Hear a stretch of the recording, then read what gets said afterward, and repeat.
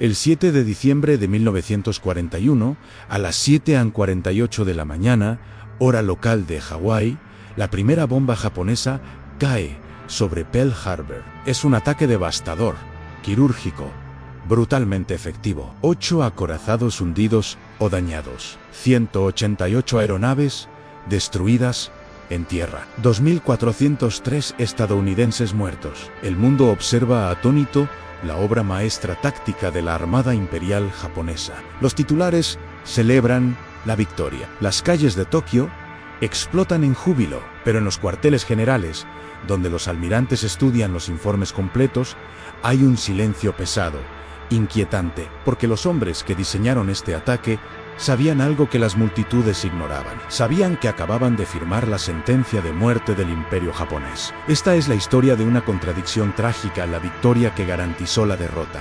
La decisión tomada contra todos los datos disponibles. El momento en que la brillantez táctica se convirtió en suicidio estratégico. Para comprender esta paradoja, debemos retroceder al verano de 1941. Japón está atrapado en una trampa de su propia creación. Desde 1937 su ejército sangra en China, consumiendo recursos masivos sin victoria a la vista. La guerra continental devora acero, combustible, municiones. Pero en julio de 1941, la situación empeora catastróficamente, cuando Japón ocupa la Indochina francesa. Estados Unidos responde con un embargo total en petróleo, acero, materias primas críticas. Es un estrangulamiento económico diseñado para forzar la retirada japonesa. El problema es matemático y brutal. Japón importa el 80% de su petróleo de Estados Unidos y sus colonias. Sus reservas estratégicas alcanzan para apenas 18 meses de operaciones militares. Es una cuenta regresiva existencial. Las opciones son todas imposibles. Retirarse de China significa humillación política insoportable para el gobierno militarista. Aceptar el embargo significa colapso lento, pero inevitable. Atacar a las potencias occidentales para asegurar el petróleo del sudeste asiático significa guerra con Estados Unidos. Y esa guerra, según todos los análisis disponibles, es imposible de ganar. En el centro de esta tragedia hay hombres conscientes de su destino. El almirante Isoroku Yamamoto, comandante de la flota combinada, es el arquitecto táctico de Pearl Harbor. Pero Yamamoto vivió años en Estados Unidos. Estudió en Harvard, recorrió sus fábricas, conoce su capacidad industrial íntimamente. En conversaciones privadas, compara atacar a América con despertar a un gigante dormido y llenarlo de terrible determinación. No es retórica, es pronóstico basado en datos. Frente a él está el primer ministro Hideki Toyo, general del ejército imperial, líder de la facción militarista radical. Toyo asume el poder en octubre de 1941 con un mandato claro en resolver la crisis por la fuerza. Cree en la superioridad del espíritu japonés sobre la matemática industrial. El almirante Osami Nagano, jefe del Estado Mayor Naval, representa la tecnocracia militar atrapada entre realismo y obediencia. En reuniones imperiales, presenta proyecciones sombrías en podemos luchar con éxito durante el primer año. No dice, ganaremos. Dice, luchar. Y está el emperador Hirohito, figura divina que observa mientras su nación elige el abismo. Las semillas del conflicto no están en Pearl Harbor, están en los escritorios de inteligencia naval donde se acumulan informes devastadores. Analistas japoneses calculan con precisión brutal en Estados Unidos. Produce 5 millones de toneladas de acero anuales.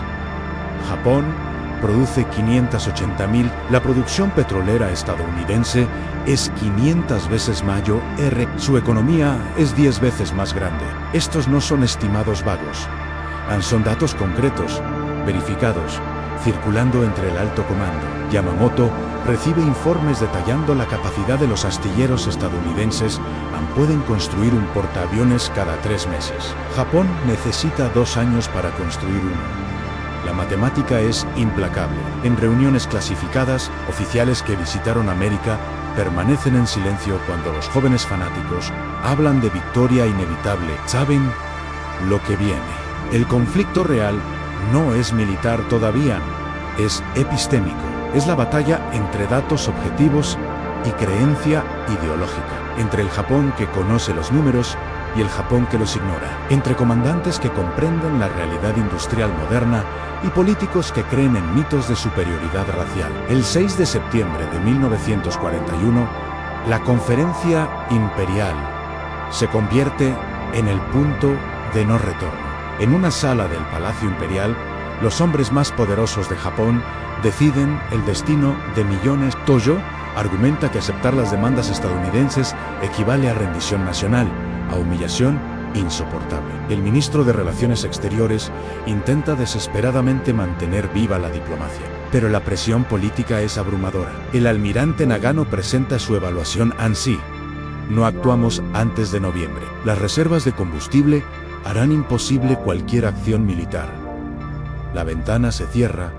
Convocan a Yamamoto. La pregunta es directa. ¿Podemos ganar? Su respuesta queda registrada en actas oficiales y es devastadora en su precisión. Puedo garantizar éxito agresivo durante el primer año. Después de eso, no tengo confianza alguna. No promete victoria, promete un año de lucha efectiva, nada más.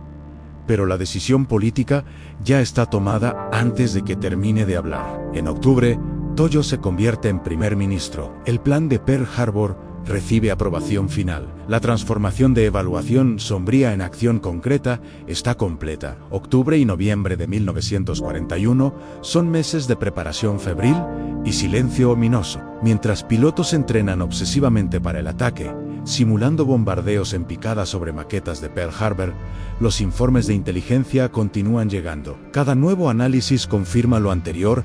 La disparidad industrial es insuperable. Un documento clasificado del Estado Mayor Naval proyecta capacidades estadounidenses para 1943, superioridad naval absoluta en el Pacífico. No es especulación, es matemática aplicada a producción industrial conocida. Los oficiales de logística calculan que incluso después de conquistar el sudeste asiático y asegurar el petróleo indonesio, será imposible defender el perímetro contra la contraofensiva estadounidense. La producción japonesa no puede reemplazar pérdidas a la velocidad que Estados Unidos infligirá daño. En reuniones del alto comando hay disensión silenciosa. Los jóvenes oficiales hablan de espíritu invencible. Los veteranos que conocen América evitan comentar. Yamamoto, en correspondencia privada con confidentes, expresa pesimismo profundo, pero la máquina está en movimiento. El 26 de noviembre, la fuerza de ataque parte en absoluto secreto en 6 portaaviones,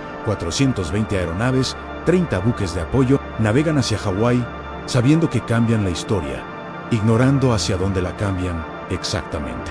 Los datos son irrefutables y circulan por los ministerios como sentencias de muerte diferidas. Inteligencia Naval compila un dossier completo sobre capacidad industrial estadounidense, fotografías aéreas de astilleros en construcción masiva, análisis de producción automotriz convertible a tanques y aviones, estudios de reservas petroleras de Texas y California. Un informe particularmente devastador detalla el programa de construcción de la clase Essex, de portaaviones en 24 unidades planificadas, producción acelerada posible. Japón posee 10 portaaviones operacionales en total. Estados Unidos puede construir el doble de esa cantidad en 2 años. Otro documento compara producción de aeronaves en proyecciones.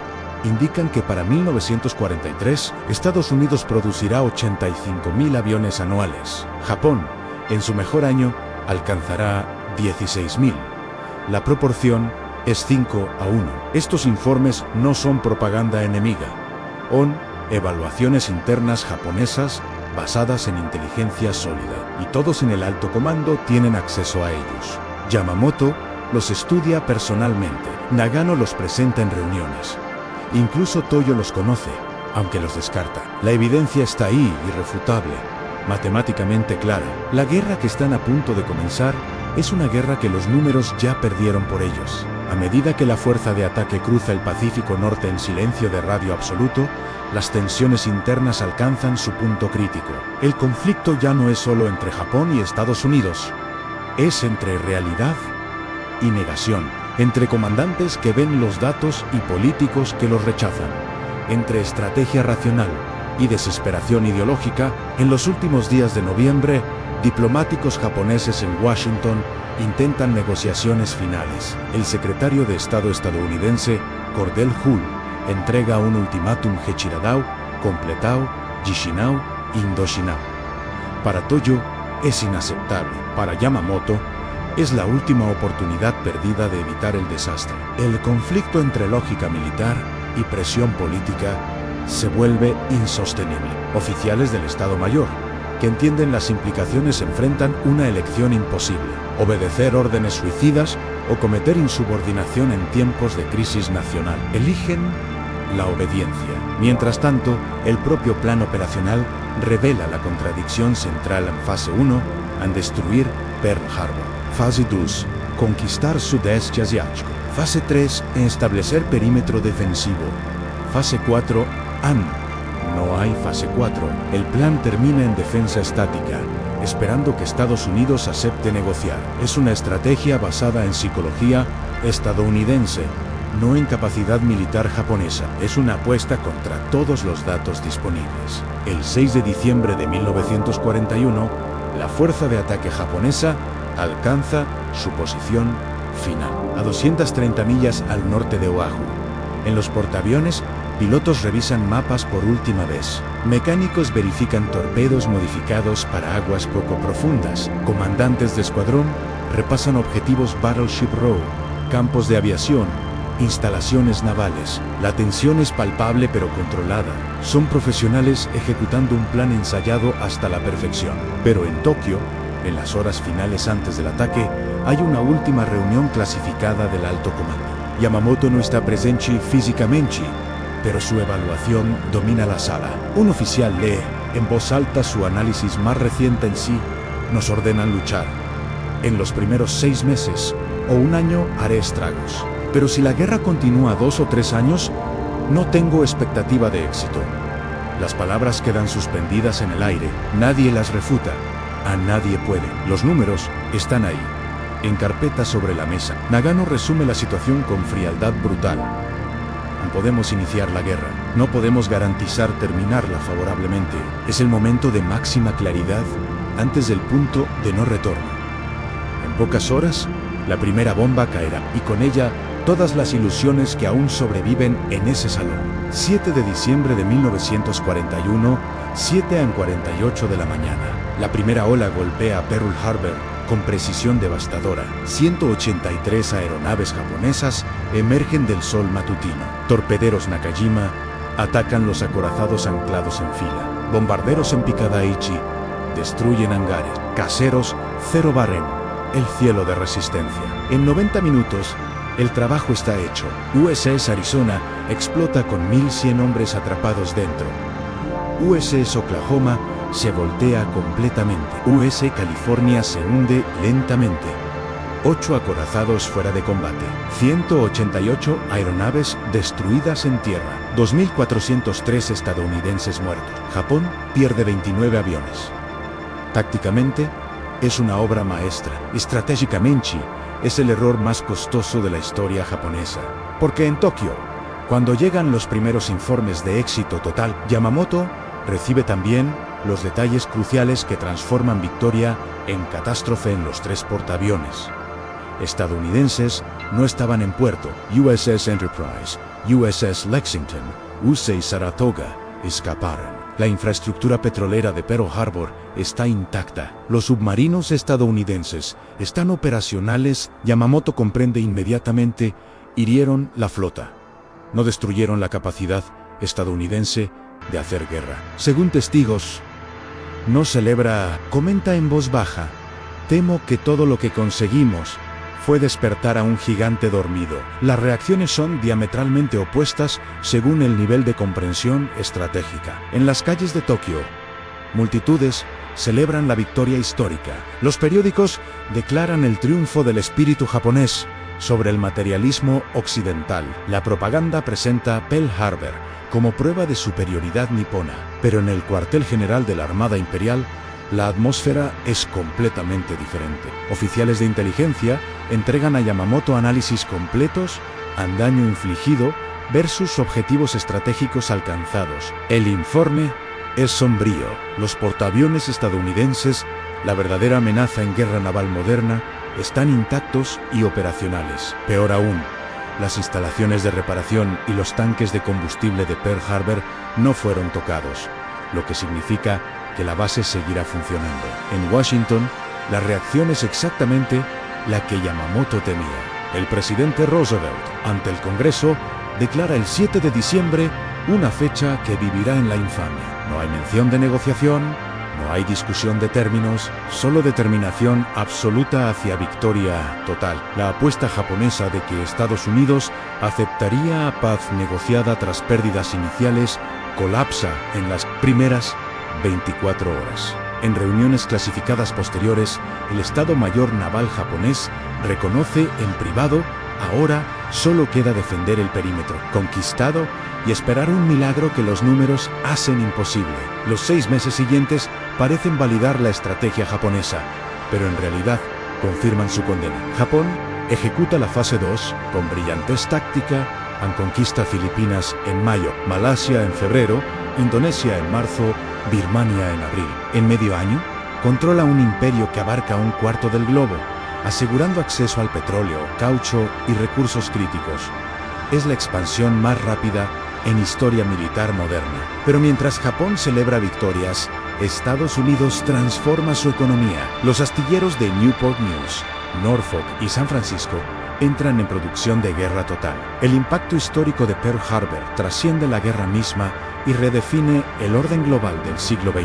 La decisión japonesa de atacar a Estados Unidos demostró una verdad brutal sobre guerra moderna. La capacidad industrial supera al valor táctico cuando se aplica durante tiempo suficiente. Para 1943, la producción estadounidense de aeronaves alcanza 85.000 unidades anuales contra 16.000 japonesas. En 1944, Estados Unidos construye más tonelaje naval que toda la flota japonesa existente combinada. La disparidad que los informes de inteligencia predijeron en 1941 se materializa exactamente como calcularon. Guadalcanal se convierte en matadero de pilotos japoneses experimentados que no pueden ser reemplazados. Las Marianas caen, poniendo a Tokio al alcance de bombarderos B-29. En el perímetro defensivo colapsa sistemáticamente. Yamamoto muere en abril de 1943, abatido por cazas estadounidenses que descifraron códigos japoneses sin ver el final que profetizó. Para 1945 bombardeos incendiarios destruyen ciudades japonesas metódicamente. La bomba atómica sobre Hiroshima y Nagasaki finaliza lo que Pearl Harbor inició. Geopolíticamente, la derrota total japonesa permite a Estados Unidos reestructurar completamente la sociedad nipona. El militarismo es erradicado. La Constitución de 1947 renuncia a la guerra. El emperador se convierte en figura simbólica. Japón emerge como aliado estadounidense y potencia económica, precisamente porque perdió la guerra militar que sus líderes sabían era imposible ganar. La pregunta que persiste a través de las décadas es devastadoramente simple. ¿Por qué? ¿Por qué hombres inteligentes, informados, conscientes de los datos, ejecutaron una estrategia que sabían era suicida? La respuesta revela verdades incómodas sobre toma de decisiones bajo presión política extrema. Yamamoto, Nagano y otros comandantes navales no eran fanáticos ignorantes, eran profesionales que comprendían perfectamente la realidad industrial moderna, pero operaban dentro de un sistema político donde admitir imposibilidad de victoria equivalía a traición nacional. La cultura del Bushido valoraba muerte honorable sobre rendición pragmática. El militarismo japonés había creado una estructura donde datos objetivos podían ser presentados, pero no podían cambiar decisiones fundamentales. Tojo y la facción del ejército imperial creían genuinamente que espíritu y determinación superarían materialismo occidental. No era estupidez. Era ideología funcionando como filtro epistémico. Pearl Harbor demuestra cómo sociedades enteras pueden caminar hacia catástrofes predecibles, cuando estructuras políticas impiden que información factual influya en decisiones estratégicas. Es lección sobre peligro de permitir que ideología, honor nacional opresión política, sobrescriban análisis racional. Los números estaban ahí.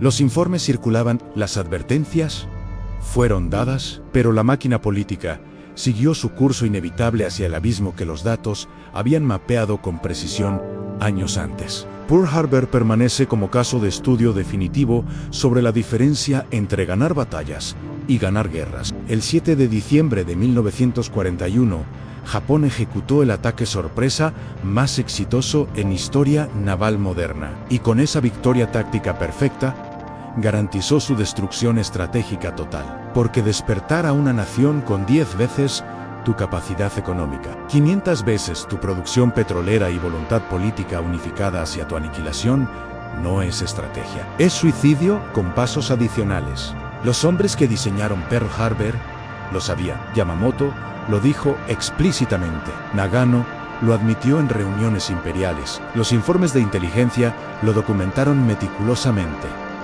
No fue ignorancia, fue la tragedia de comandantes atrapados entre datos irrefutables y presiones políticas irresistibles. 84 años después, los archivos desclasificados confirman lo que sospechábamos. Pearl Harbor no fue apuesta calculada por victoria, fue desesperación disfrazada de audacia. Fue el momento en que una nación, enfrentando opciones imposibles, eligió la catástrofe espectacular sobre la rendición silenciosa. Y esa elección, tomada contra toda evidencia disponible, cambió el mundo para siempre. Si conoces otros momentos donde líderes actuaron contra todos los datos racionales, déjalo en los comentarios. Y si quieres entender más decisiones que cambiaron la historia, aunque quienes las tomaron sabían que estaban equivocadas, suscríbete al canal.